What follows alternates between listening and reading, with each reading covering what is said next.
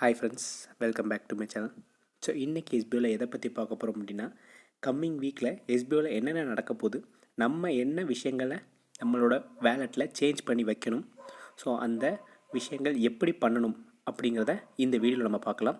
So இந்த வீடியோவை skip பண்ணாமல் கடைசி வரைக்கும் பாருங்கள். அப்போ தான் உங்களுக்கு என்னென்ன டீட்டெயில்ஸ் நம்மளுக்கு நோட்டீஸ் போர்டில் சொல்லியிருக்காங்க, நம்ம என்ன விஷயங்கள் பண்ணணுங்கிறது தெரியும். ஓகேங்களா, வாங்க வீடியோக்குள்ளே போயிடலாம்.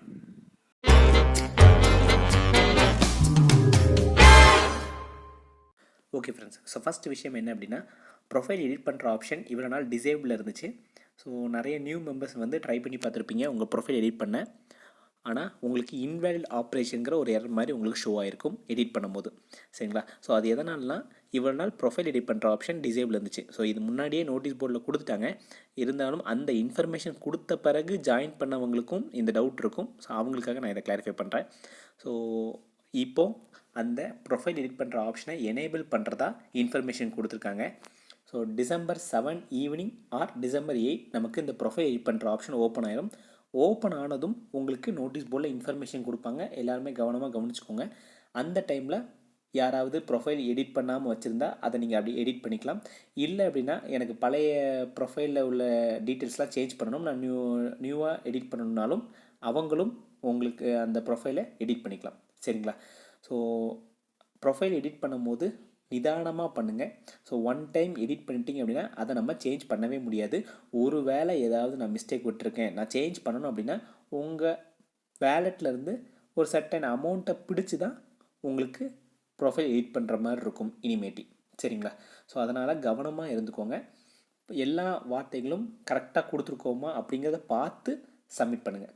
சரிங்களா, ஸோ ப்ரொஃபைல் எடிட் பண்ணுற ஆப்ஷன் ஓப்பன் பண்ணிட்டோங்கிற இன்ஃபர்மேஷன் நோட்டீஸ் போர்டில் சொன்னதும் நீங்கள் ட்ரை பண்ணும்போது சைட் ஒரு வேளை ஸ்லோவாக இருக்கலாம். பிகாஸ் எல்லாருமே ட்ரை பண்ணுவாங்க ப்ரொஃபைல் எடிட் பண்ணுறதுக்கு.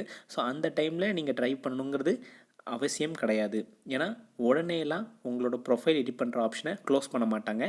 ஸோ உங்களுக்கு ஒரு தடவை ஓப்பன் பண்ணிட்டோம் சொல்லிட்டாங்க அப்படின்னா ஒரு 4 to 5 டேஸ் அவங்க டைம் கொடுப்பாங்க. ஸோ அந்த டைமில் நீங்கள் எப்போனாலுமே எடிட் பண்ணிக்கலாம். ஸோ அவசரம் கிடையாது, பொறுமையாகவே நீங்கள் பண்ணிக்கோங்க. ஸோ எரர் நீங்கள் ஒரு வேளை சைட் ஸ்லோவாக இருக்குது, நாங்கள் டக்குன்னு பண்ணணுங்காக நீங்கள் பண்ணும்போது எரர் வரதுக்கு நிறைய வாய்ப்புகள் இருக்குது. ஸோ ஸ்லோவாகவே பண்ணிக்கோங்க. ஓகேங்களா, ஸோ 4 to 5 டேஸ் டைம் இருக்கிறனால நீங்கள் இன்றைக்கி வந்து ஓப்பன் ஆகுது அப்படின்னா நீங்கள் நாளைக்கோ நாளை கழிச்சு கூட நீங்கள் எடிட் பண்ணிக்கோங்க. சரிங்களா, ஸோ பேன் கார்டு வந்து ப்ரொஃபைல் எடிட் பண்ணுற விஷயத்தில் கொஞ்சம் தெளிவாக இருங்க. ஸோ பேன் கார்டு யாரோடது கொடுக்கணும் அப்படின்னா, பேங்க் அக்கௌண்ட் நீங்கள் யாரோடது கொடுக்கீங்களோ அந்த பேங்க் அக்கௌண்ட்டுக்கு மெர்ஜான பேன் கார்டு மட்டும்தான் நீங்கள் கொடுக்கணும். ஃபார் எக்ஸாம்பிள், நீங்கள் இப்போது உங்களோட பேங்க் அக்கௌண்ட் கொடுக்காம உங்கள் அம்மாவோடதோ அப்பாவோடதோ கொடுக்குறீங்க அப்படின்னா, இப்போது ஃபார் எக்ஸாம்பிளுக்கு உங்கள் அப்பாவோடதை கொடுக்குறீங்கன்னா அவங்க அப்பாவோட பேங்க் அக்கௌண்ட்டில் என்ன மெர்ஜ் ஆகிருக்கும்? ஸோ உங்கள் அப்பாவோட பேன் கார்டு தான் மெர்ஜ் ஆகிருக்கும். ஸோ பேங்க் அக்கௌண்ட் அப்பாவோட தான் இருந்துச்சுன்னா பேன் கார்டும் அப்பாவோட தான் கொடுக்கணும். இல்லை, நான் வந்து என்னோடய பேங்க் அக்கௌண்ட் தான் நான் கொடுத்துருக்கேன்னா, ஃபார் எக்ஸாம்பிளுக்கு என்னோடய பேர் வாசு, ஸோ நான் என்னோடய பேன் தான் நான் கொடுத்துருக்கேன்.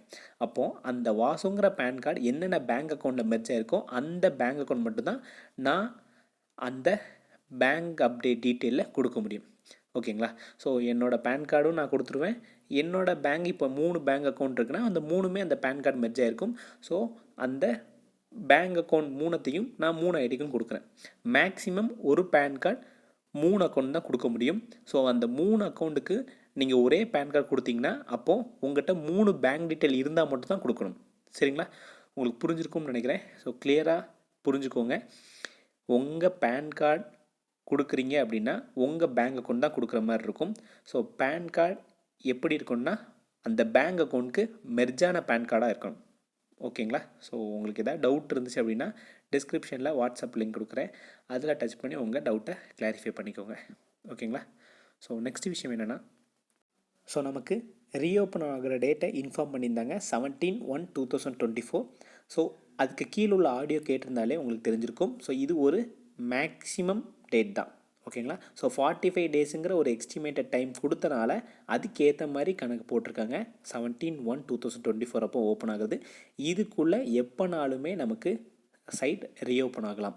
ஓகேங்களா, ஸோ இந்த இதுக்குள்ளே December எண்ட்லேயே ஆகலாம், இல்லைனா ஜான்வரி ஃபஸ்ட் வீக்லேயே நமக்கு ரீஓப்பன் ஆகிறதுக்கு வாய்ப்பு இருக்குது. ஸோ அந்த டைமில் ரீஓப்பன் ஆனதும் நம்ம 2 டேஸ்லேயே விட்ராவல் ஆப்ஷனும் எனேபிள் பண்ணிடுவாங்க. ஸோ ரீஓப்பன் ஆனதும் நம்ம டுடே டாஸ்க்கும் நம்ம ஒர்க் பண்ண ஸ்டார்ட் பண்ணிக்கலாம். சரிங்களா? ஸோ அந்த ஆடியோ கேட்டிருந்தீங்கன்னா உங்களுக்கு புரிஞ்சிருக்கும். ஸோ அது ஒரு மேக்ஸிமம் டேட்கான கணக்கு தான். சரிங்களா? ஸோ இந்த விஷயம் இப்போ நான் எதுக்கு சொல்ல வரேன் அப்படின்னா, உங்களுக்கு ரீஓப்பன் ஆன அடுத்த நாளே உங்களுக்கு விட்ராவல் ஆப்ஷன் கொடுக்க வாய்ப்பு இருக்குது. ஏன்னா நீங்கள் ரீஓப்பன் ஆனதும் எல்லாருமே நம்ம டுடே டாஸ்க் பார்க்குறதுக்கோ இல்லை சைட்டில் ஒர்க் பண்ணுறதுக்கோ நமக்கு உள்ளுக்கு போகிறனால ரொம்ப ஸ்லோவாக இருக்கும். அந்த டைமில் விட்ராவல் ஆப்ஷன் கொடுக்க முடியாது. ஸோ ரீஓப்பன் ஆன அடுத்த 2வது நாள் இல்லை ஒரு நாள்லேயே நம்ம விட்ராவல் ஆப்ஷன் எனேபிள் பண்ணிடுவாங்க.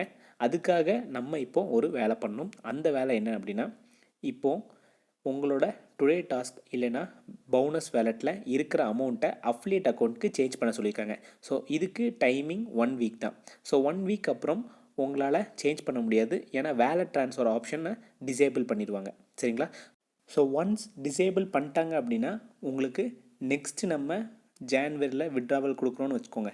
ஸோ அந்த விட்ராவலுக்கு அடுத்து தான் அந்த வேலெட் ட்ரான்ஸ்ஃபர் ஆப்ஷன் ஓப்பன் ஆகும். சரிங்களா?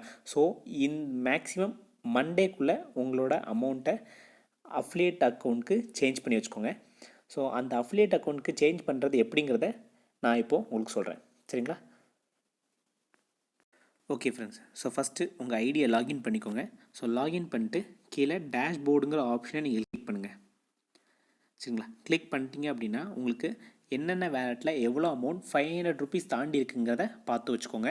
ஸோ எனக்கு டுடே டாஸ்க் அதாவது டாஸ்க் வேலெட்டில் மட்டும்தான் எனக்கு 500 தாண்டி இருக்குது, 11,055. சில பேருக்கு பவுனஸ் வேலெட்டில் இருந்தாலும் அதையும் நம்ம மேலே இருக்கிற க்ரீன் கலர் பாக்ஸ் இருக்குது பார்த்தீங்களா? So affiliate account balance, so அதில் சேஞ்ச் பண்ணி வச்சுக்க சொல்கிறாங்க. சரிங்களா?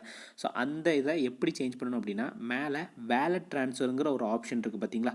ஸோ அந்த வேலெட் ட்ரான்ஸ்ஃபர் ஆப்ஷன் நீங்கள் கிளிக் பண்ணிட்டீங்கன்னா உங்களுக்கு இந்த மாதிரி ஷோ ஆகும். ஸோ இதில் 1 time eligible transfer amount of 500. சரிங்களா? அதாவது உங்களோட வேலெட்டில் எதெல்லாம் 500 மேலே தாண்டி இருக்கோ அதுதான் அஃபிலியேட் அக்கௌண்ட் பேலன்ஸ்க்கு சேஞ்ச் பண்ணுறதுக்கு உங்களுக்கு எலிஜிபிள். சரிங்களா? ஸோ இதில் 2 ஆப்ஷன் காணிக்குது, பவுனஸ் வேலெட், டாஸ்க் வேலெட். சில பேருக்கு வெல்கம் போனஸ் வேலெட்னு அதுவும் ஷோ ஆகும். ஸோ அதில் அமௌண்ட் இருக்குன்னா அதையும் நீங்கள் சேஞ்ச் பண்ணி வச்சுக்கோங்க. ஸோ பவுனஸ் வேலெட்டில் உங்களுக்கு 200 இல்லைனா 400 அந்த மாதிரி இருந்துச்சுன்னா உங்களுக்கு இங்கே ஷோ ஆகும், பட் அதை ட்ரான்ஸ்ஃபர் பண்ண முடியாது. சரிங்களா? இப்போ நான் பவுனஸ் வேலெட்டை கிளிக் பண்ணுறேன். ஸோ இதில் எனக்கு அமௌண்ட் 0 தான் இருக்குது. ஸோ யாருக்காவது 500 இருந்துச்சு அப்படின்னா 500 ஆர் அபோவ் இருந்துச்சுன்னா அதை நம்ம இங்கே ட்ரான்ஸ்ஃபர் பண்ணிக்கலாம். சரிங்களா? ஸோ பவுனஸ் வேலெட்டில் இருக்கிறவங்க ட்ரான்ஸ்ஃபர் பண்ணிக்கோங்க. இப்போ ஏன்ட்ட டாஸ்க் வேலெட் மட்டும் தான் இருக்குது. ஸோ டாஸ்க் வேலெட் கிளிக் பண்ணால் எனக்கு அங்கே இருக்கிற 11,055 இங்கே ஷோ ஆகுது.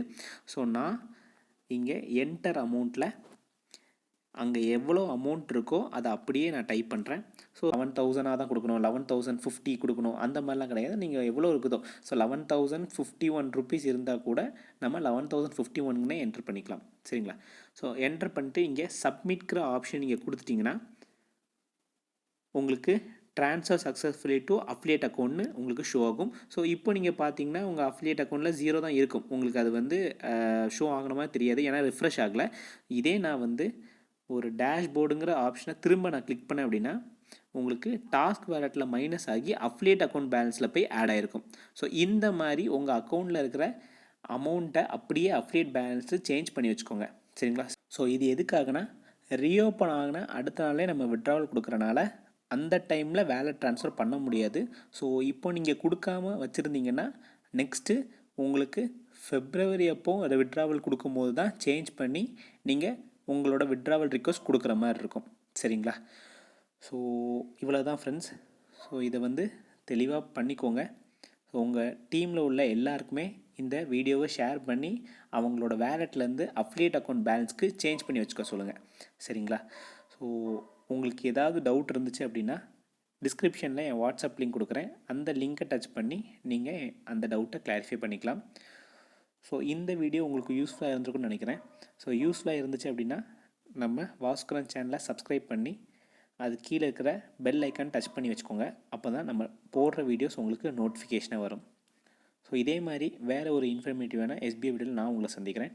டாட்டா.